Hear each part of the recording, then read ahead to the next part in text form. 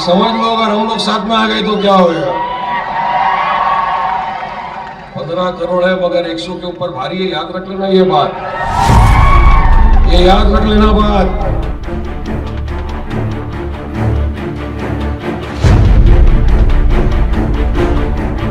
बंधुगण, पाकिस्तान के जिंदाबाद के जब नारे लगे तो ओवैसी जी ने तुरंत माइक छीन लिया। मेरा सवाल आज केवल ओवैसी जी से नहीं, मेरा सवाल ओवैसी जी के कई साथियों से है जो अपने आप को आजकल लिबरल्स भी कहते हैं। वहां तो माइक छीन लिया, मगर जब 15 मिनट तक वारिस पठान अनर्गल जहर उगल रहे थे तो वहां माइक क्यों नहीं? उस मंच पर ओवैसी जी भी मौजूद थे। वारिस पठान से एक क्षण के लिए भी माइक नहीं छीना।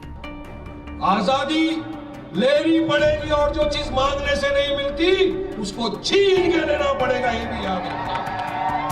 जब आजादी मांगने पे नहीं मिलती है तो छीन के आजादी लेनी पड़ती है।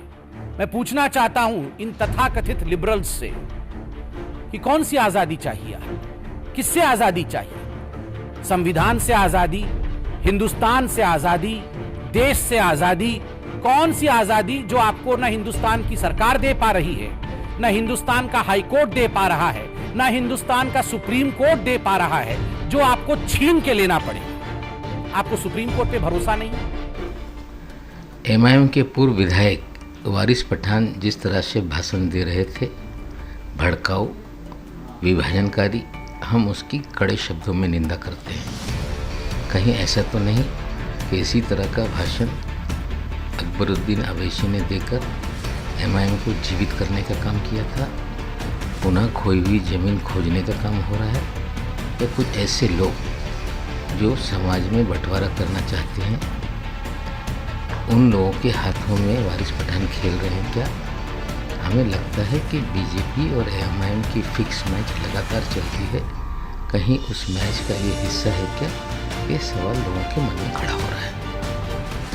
उनके पार्टी के एक नेता जो महाराष्ट्र के हैं, उसका नाम क्या है, कल वो बात कर रहे थे कि हम 15 करोड़ है, 15 करोड़ है। पठान, वारिस पठान, ये आपकी पार्टी के नेता है ना? आप कहते हो हम 15 करोड़ है, हम सड़क पर उतरेंगे। आप मुसलमानों को, इस देश के मुसलमानों को बार बार गुमराह कर रहे हो, जहर घोल रहे हो। आपको ये ठेका किसने दिया इस देश के मुसलमानों का? महाराष्ट्र में आपको कौन पूछता है? फिर अगर इस प्रकार की भाषा का इस्तेमाल किया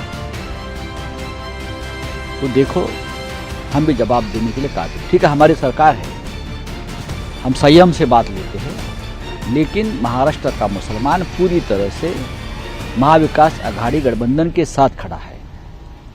और आपको ये अगर अच्छा नहीं लगता तो जिस भाषा में आप चाहते हैं, हम जवाब देने को तैयार हैं। लेकिन